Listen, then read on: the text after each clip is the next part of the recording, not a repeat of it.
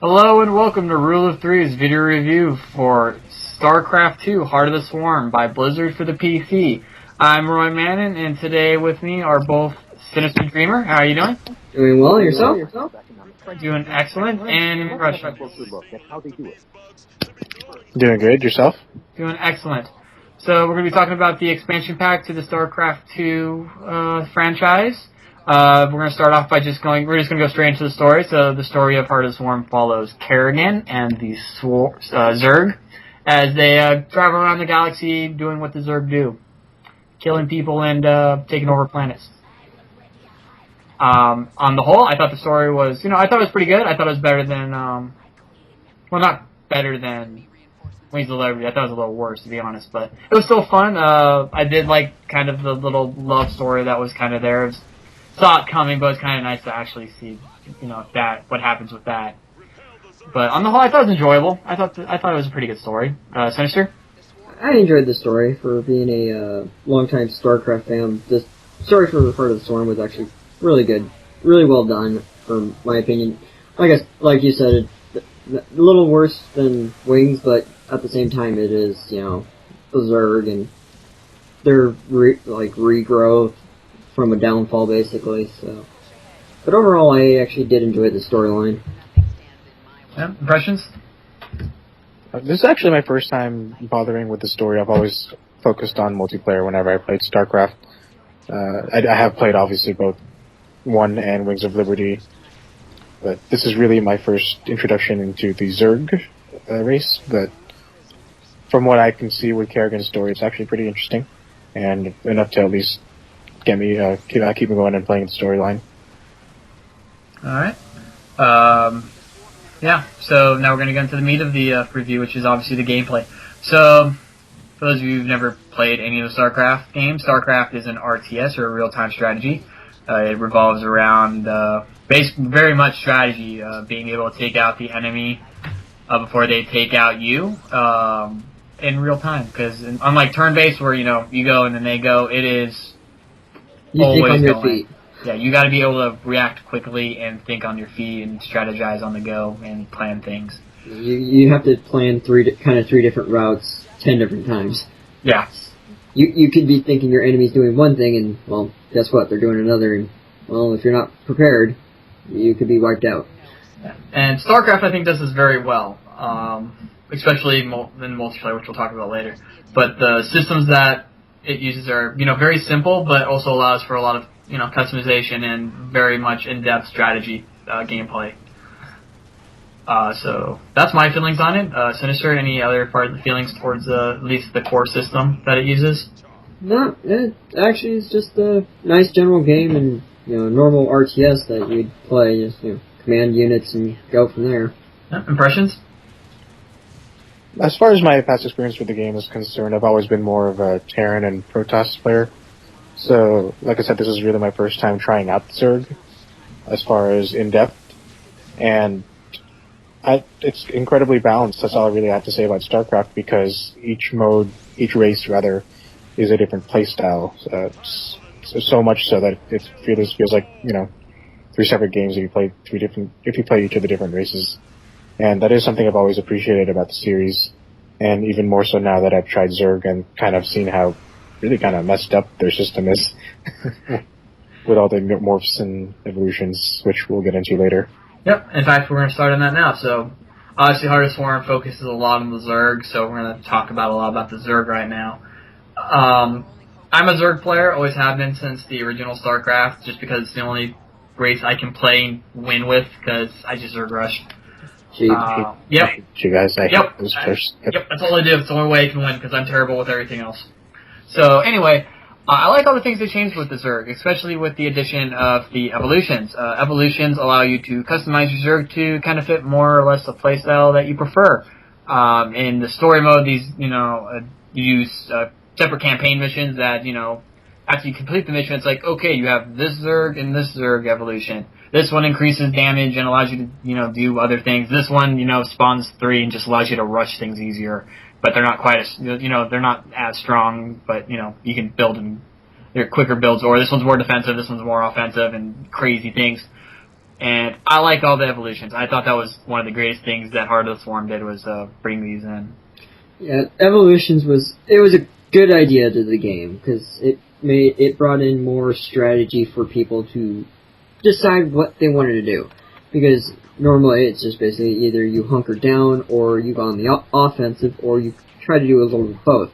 Evolutions for the Zerg gives you that option to, okay, I want to evolve this unit to attack and evolve that unit to defend, or just, well, let's go balls to the wall and go crazy. Yeah. Impressions? Again, not with my limited experience with Zerg. This was more of just another element that I had to learn. I wasn't aware that it was a new element introduced in Heart of the Swarm. I thought it was just part of playing Zerg, like you're actually playing, as opposed to, training your soldiers or summoning, what are they, teleporting in different units with Protoss. You're actually physically changing your characters, and again, that's another way. This is a completely different race, so it was interesting. Again, it was a cool element. I didn't realize it was new. It was, at least like I said, the evolution stuff. But, so anyway, next thing I want to go into is the RPG element, because they do bring back hero units in this one. You get to play as Kerrigan on the field and level her up. To level Kerrigan up, you just complete missions and do bonus missions, and if you complete them, you gain levels.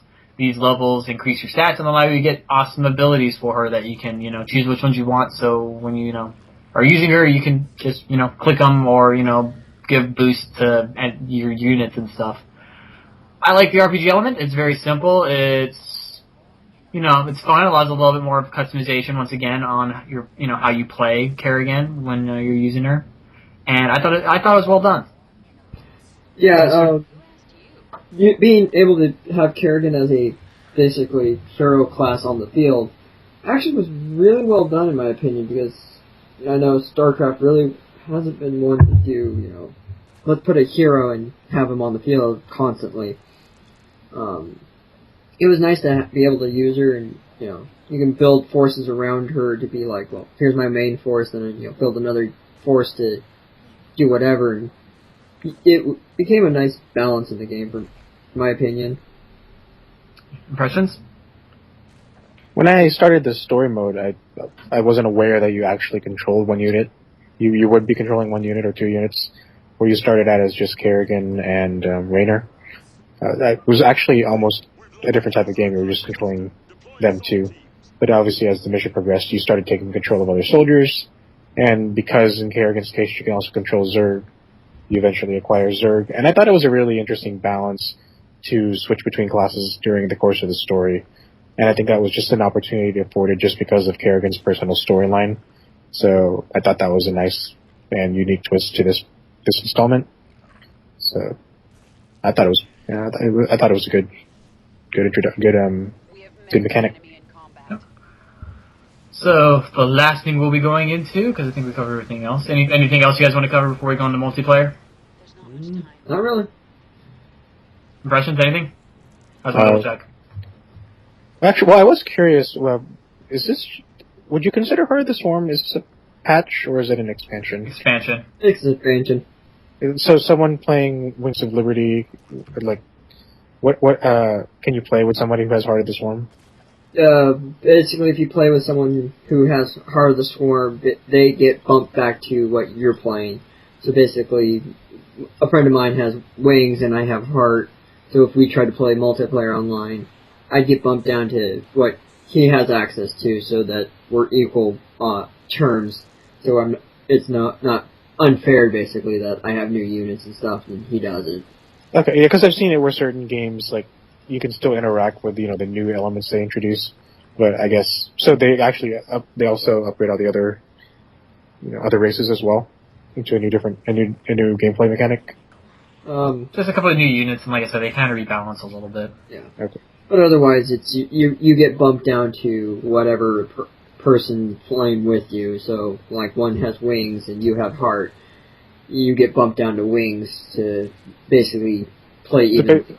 So basically, Heart includes pretty much everything that Wings had. Okay. Yeah. All right. Okay, so now we're going to multiplayer. So multiplayer hasn't changed much. If you've played the StarCraft 2 multiplayer, it's pretty much the same. They did add, like I said, we said it's they have added a few new units to the game, all of which they're pretty cool. Nothing game breaking, but they're all interesting and have allow for a couple of new strategies to be used if you use the units, as well as they did a little bit of rebalancing. They nerfed my Zerg Rush a little bit more, so I'm a little bit more even with everybody else now, which makes me sad because now I have less chance of winning. Where you need to be. Yeah. My advantage is gone. My Zerg Rush is gone.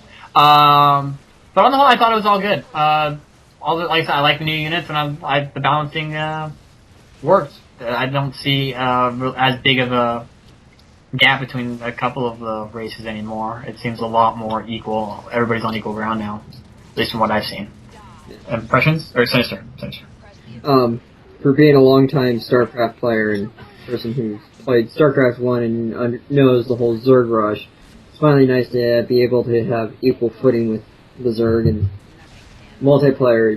It's still the same, a few updates, new units now, and, balance. What class do you typically play? Typically I play either Terran or Protoss. I like Zerg, but at the same time, I despise him because of the fact that, Zerg Rush! Exactly. So I'd rather sit there at long range and use my siege tanks and take them out. Yeah, well, having played the Zerg now, I gotta say, I get it. I get why it's such such a desirable option.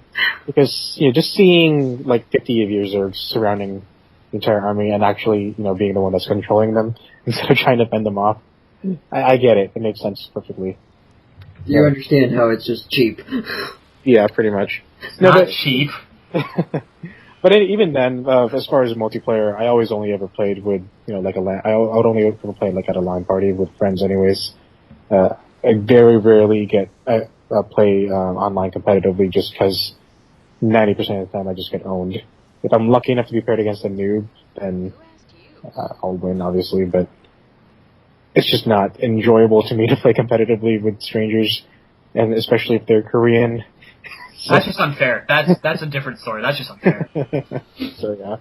Hence the reason why Zergs got nerfed. Yeah, see, when I said I win against people when I used to play Zerg, that was most people, unless they were, actually Koreans, I would lose every time. But I'm not trying to, stereotype Koreans in StarCraft, but they always kick my ass because they're good. No, I don't know what it is. Oh, yeah, I'm stereotyping. I don't know about you guys. So anyways, let's get on. So anyway, I think that's it. So let's now get into our ratings. So here at Rule of 3, we do not use a point system because numbers suck. Instead, we do a buy, rent, pass system. A buy means we think it's worth the full price of the game on release. It's that enjoyable, it's fun, has everything that we hoped the game would have. A rent means, we thought it was pretty good. It has a dual meaning between, in the case of Heart of Swarm, wait for it to go on sale or be half off because you can't, actually rent it because it's PC unless you, I don't know. Yeah. Unless you get it from a friend. Yeah, unless you get it from a friend. That's how Impressions played this time. But anyway, or, like I said, if you do have the option of renting it from, Gameplay or something, if with the console game, that's what rent means in the long run. A pass means that it needs to be shot into space in the Zerg's, Zerg territory so they can just destroy it. Just Zerg rush it and so it can never be seen again. So with that, we'll start off with Synyster on this one. I gave the game a buy, because, like I said, I'm a longtime StarCraft fan, and I've actually been enjoying this whole new update and just how they've been running the game series for StarCraft 2, and I enjoy the game, and the story was really well done. Impressions? I give the game a wait till it drops in price rating, because you can't rent it. Specifically because, first off, I'm a fan of StarCraft. I like it. I've played it. I enjoy playing with friends. It's just something about it never really clicked with me, whether it be the story or the core mechanic of it all.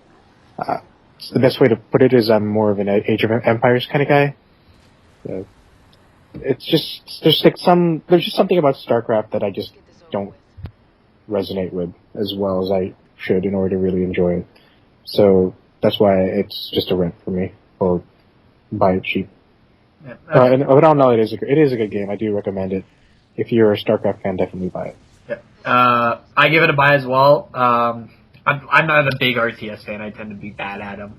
But Heart of the Swarm, as well as Wings of Liberty. But Heart of the Swarm, I mean, it's not super difficult to where if you're not good at RTSs, you're going to suffer and not, enjoy it and miss out on the story mode. It's, it has the different levels of difficulty that allow you to, pick how good you are for the most part and, enjoy the story, which I think is one of the better parts of StarCraft. I love the StarCraft 2 lore. And I find it very enjoyable. I like my Zerg rushing and my evolutions now, even though Zerg rushing is not as viable anymore. Well, it's still viable, but not as overpowered as it used to be. So, but on the whole, it's a very enjoyable game, and I do give it a buy because it is a solid game. So there you have it. You have a buy from Synyster and myself, Roy, and a rent from Impressions. Thanks for listening. That's it for this review. Next week will be Injustice: Gods Among Us. That should be a good one to watch. Thanks guys for joining us. Remember to subscribe up top to our channel so you don't miss any of our videos. There will be probably a couple more coming down the chute in a couple days. I have a couple of ones I'm working on. Same with Synyster. So keep an eye out for those. Make sure to like us on Facebook and Twitter. Go to our website, Rule3, to read the written reviews that we post. And also remember to, follow our sites. Make sure to leave a comment below for entries into our Metro Last Light giveaway. Tell your friends about us so we can, grow our community and, then we can do some more fun stuff with the site and as well as more giveaways and all that good stuff. Thanks for listening, everybody, and always remember to trust in the rule of 3.